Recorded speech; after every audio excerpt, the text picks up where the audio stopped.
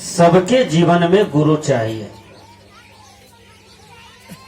एक बच्चा जब क ख ग घ अंघ सीखने के लिए स्कूल जाता है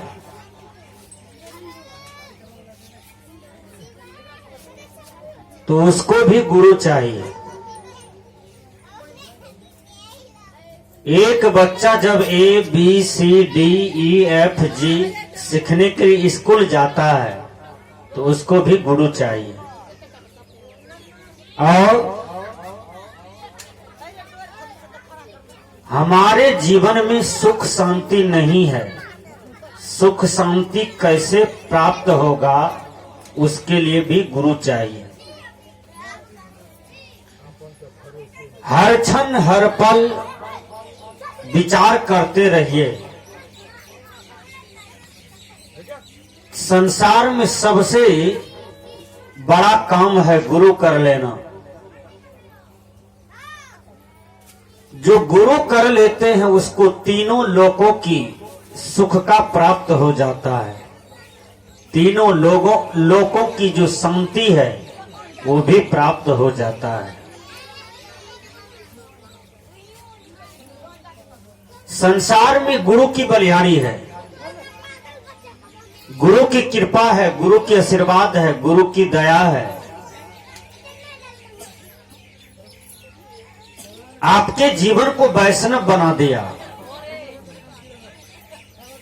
आप मांस मछली अंडा गंडा इत्यादि खान पान में लगे हुए थे जिसका वर्णन नहीं है। लेकिन विचार कीजिए, ऐसे गलत खान पान से आपको हटा दिए। ये काम किसने किया? गुरु ने किया। इसलिए ऐसे गुरु को लाखों लाख प्रणाम, लाखों लाख नमन, लाखों लाख नमस्कार। गुरुवर कबीर कहते हैं, गुरु से कर ले मेल गवारा। अरे भाई, गुरु से मेल करो। का सोचत बारंबारा, सोचते सोचते समय बीत जाएगा, सोचते सोचते जिंदगी बीत जाएगी और तू गुरु नहीं कर पाओगे।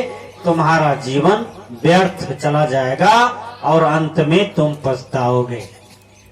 गुरुवर कबीर कहते हैं, गुरु से कर ले मेल गवारा। गुरु से मेल करो, गुरु से प्रेम करो, गुरु से प्यार करो, गुरु की सेवा करो, गुरु से ज्ञान लो।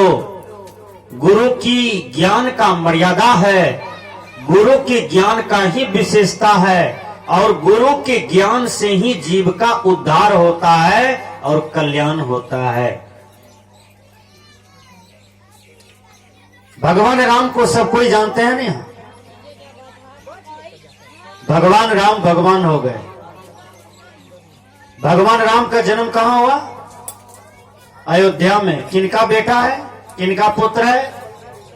दशरथ जी महाराज का। भगवान राम क्या गुरु किए थे? भगवान राम भी गुरु किए थे। उनके जीवन में वशिष्ठ जी आए, उनके जीवन में विश्वामित्र जी आए। और विचार कर लीजिए, जो भगवान कहला रहे थे, जो भगवान हो गए, उसने अपने गुरु को माथे पर रखा, माथे पर। सदगुरु कबीर ने कहा, गुरु को माथे राखिए, चलिए अज्ञामान। एक आदमी इस बात को नहीं समझ पाया। जिस गुरु से माला दीक्षा मंत्र कंठी लिया था, उस गुरु को कन्हा पर उठा करके गांव गांव चलने लगा। गुरु महाराज कहते हैं, हमको कन्हा पर काहे लिए हो? का कबीर साहब ने कहा है कि गुरु को माथे पर रखिए, इसलिए आपको माथा पर लिए हैं। चलिए आज्ञामान, मतलब गुरु की जो आज्ञा होता है उसको मान करके चलो, उसको पालन करके चलो, तुम्हारे जीवन में सुख शांति होगा। कहीं कबीर ते दास को तीन लोक डर नाही, जो आदमी गुरु को माथे पर लेकर के जा रहे थे जहां तहां, संजोग से कबीर साहब फिर मिल गए। कबीर साहब कहते हैं, अरे ये तुम क्या किए हो?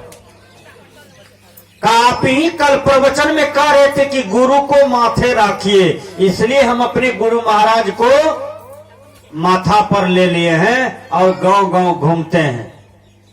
कहा नहीं नहीं, माथे पर लेने का मतलब यह अभिप्राय नहीं है, मतलब गुरु का ज्ञान जो है, गुरु का विचार जो है, उसको इस माथे में रखो, हमेशा काम आएगा। अच्छा एक बात, विद्यार्थी जब मैट्रिक का परीक्षा देने के लिए जाता है, क्या उसके सामने में कोई बुक रहता है, कोई किताब रहता है? नहीं रहता है। उसके पास क्या रहता है? केवल माथा रहता है, मस्तिष्क रहता है, और मस्तिष्क में सारे विद्याओं का भंडार रहता है। जब प्रश्न पत्र पूछा जाता है, क्वेश्चन पूछा जाता है, तो विद्यार्थी अपना माथा से निकाल करके लिखता है कि नहीं? उसी प्रकार गुरु को माथे रखिए, यानी गुरु का ज्ञान जो है अपने माथा में रखो, अपने मस्तिष्क में रखो, जो हमेशा काम में आएगा। विचार कीजिए। इसलिए राम से भी बड़ा संसार में कोई नहीं हुआ, और राम भगवान भी गुरु का आज्ञा का पालन किया, अपने जीवन में गुरु किया।